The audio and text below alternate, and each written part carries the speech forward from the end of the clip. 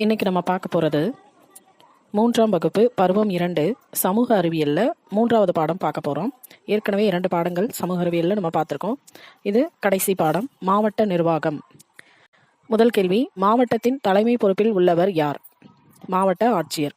மாவட்ட நிர்வாகம் முறையாகவும் அமைதியாகவும் செயல்பட காரணமானவர் யார்? மாவட்ட ஆட்சியர்.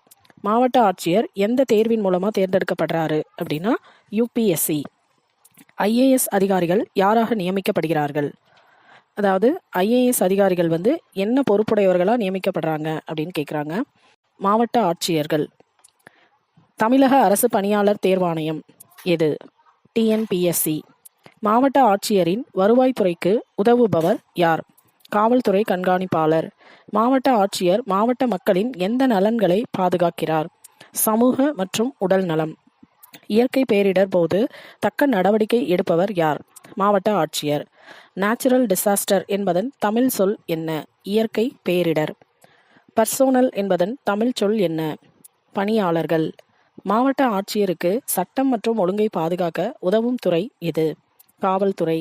மாவட்ட ஆட்சியர் நலத்திட்டங்களை எவ்வாறு செய்கிறார்? மக்களை சென்றடையச் செய்கிறார். மாவட்ட ஆட்சியர் எந்த நிர்வாகத்தின் அங்கமாக உள்ளார்? மாநில நிர்வாகம். மாவட்ட ஆட்சியர் மாவட்டத்தில் உள்ள குறைகளை என்ன செய்கிறார்? அவ்வப்போது அறிவிக்கிறார். மாவட்ட ஆட்சியரின் முக்கிய பணி எது? மக்களுக்கு சேவையாற்றுதல்.